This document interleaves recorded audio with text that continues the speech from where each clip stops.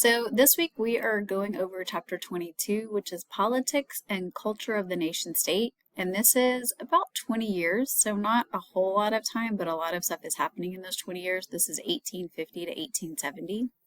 So really quickly, just wanted to go over the 4 learning objectives with you. So the first one, you're supposed to describe the process, or you should be able to, describe the process by which the Vienna Settlements Concert of Europe was overthrown. So it's going to give you a little bit of background about the Concert of Europe. This is established by the Vienna Settlement, which came about in 1815 after the Napoleonic Wars. And it's a system that was designed to maintain the balance of power and prevent revolutionary upheaval and major wars in Europe. Because remember, we've got the Napoleonic Wars, and then you've got the major revolutions of 1848. So that's going to happen a little bit later on.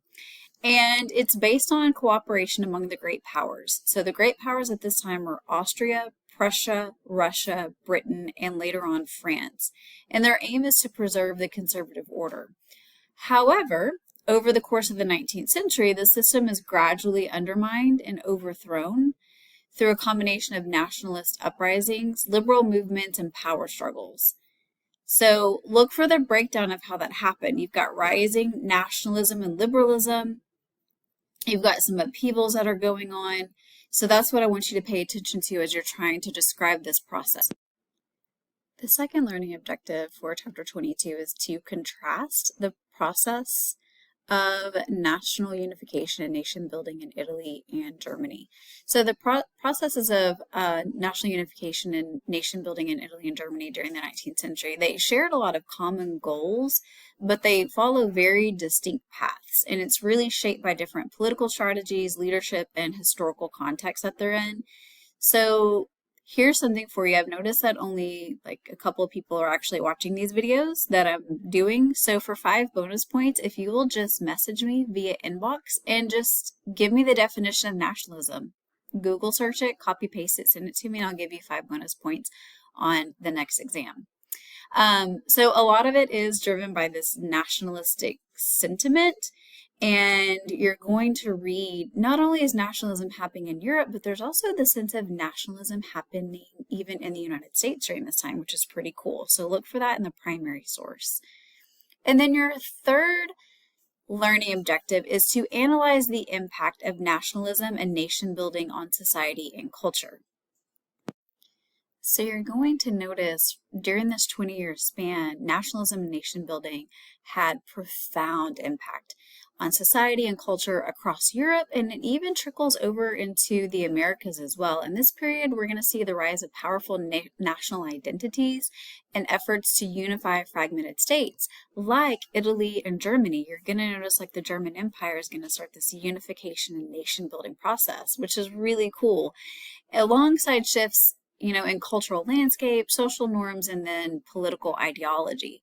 So we go from having like kings and queens, and you're going to slowly see like shifts and changes in monarchies, going from a monarchy to more of like self-rule and nominating people and having like our first presidents, and then even going into dictatorships in some parts of Europe.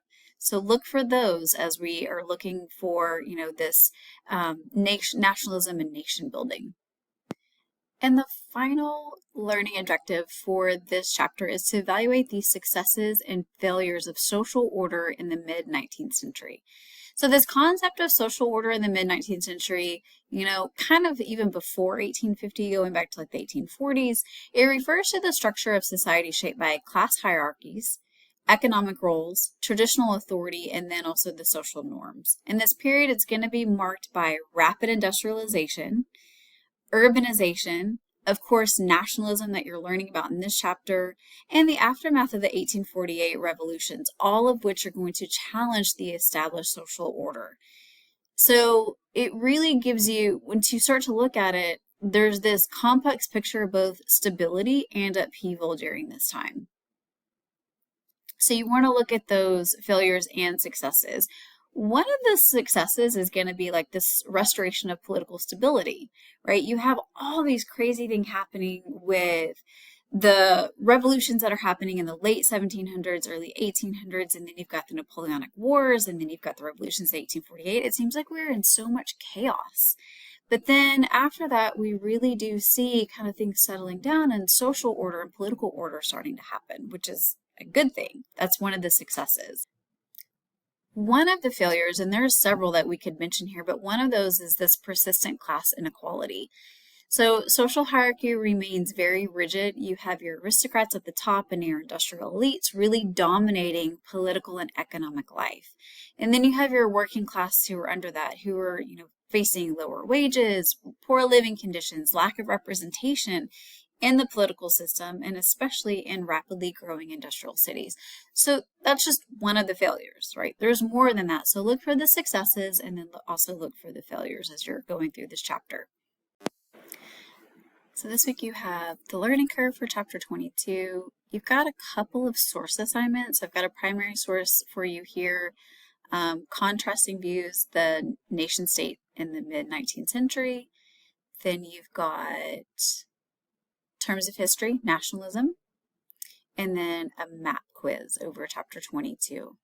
And then of course, as always, I included a crash course video that just explains it, shorter than your book, shorter than reading, but in more detail than I can give you in 15 minutes, the crash course video for the unification of Italy and Germany during this time.